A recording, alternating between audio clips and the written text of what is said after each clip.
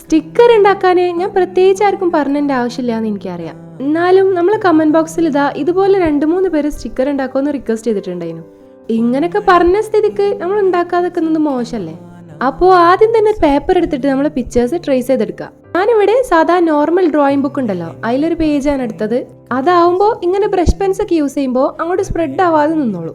നല്ലോണം വരയ്ക്കാനൊക്കെ അറിയണവരാന്നുണ്ടെങ്കിൽ പിക്ചേഴ്സ് അതുപോലെ വരച്ചെടുക്കുക. അല്ലാന്നുണ്ടെങ്കിൽ അറിയാത്തവർക്ക് വേണ്ടിയിട്ട് പിൻട്രസ്റ്റിലോ ഗൂഗിളിലോ പോയിട്ട് സ്റ്റിക്കേഴ്സ് ടൈപ്പ് ചെയ്ത് കൊടുക്കുക. അപ്പോൾ അതിൽ വരുന്ന പിക്ചേഴ്സ് നിങ്ങൾക്ക് ഏതാ വേണ്ടിയെന്ന് വെച്ചാൽ ഡൗൺലോഡ് ചെയ്യുക, സ്ക്രീൻഷോട്ട് എടുക്കുക.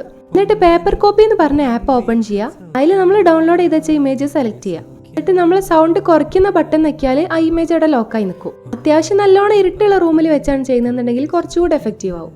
ശേഷം ഇതുപോലെ കളർ ചെയ്തെടുക്കുക. നിങ്ങൾക്ക് ഇഷ്ടമുള്ള കളേഴ്സ് യൂസ് ചെയ്യുക. സ്കെച്ചോ, ബ്രഷ് പെൻസോ, ക്രയോൺസോ, പെൻസിൽസോ എന്ത് വേണമെങ്കിലും യൂസ് ചെയ്യാം. ഒക്കെ സെറ്റ് ആക്കിയതിന് ശേഷം ആ പിക്ചറിനോട് ചെറിയൊരു ഗ്യാപ്പ് ഇട്ടിട്ട് നമ്മൾ കട്ട് ചെയ്തെടുക്കുക. സെല്ലോ ടേപ്പ് വെച്ചിട്ടുള്ള സ്റ്റിക്കർ മേക്കിംഗ് എല്ലാവർക്കും അറിയലുണ്ടാവും. അപ്പോൾ അതുപോലെ അല്ലെങ്കിൽ നിങ്ങൾക്ക് ഇഷ്ടമുള്ള പോലെ ചെയ്തെടുക്കുക. വീഡിയോ ഇഷ്ടമായെങ്കിൽ ഒന്ന് ലൈക്ക് ചെയ്യാം കേട്ടോ. അപ്പോൾ ഓക്കെ, ബൈ.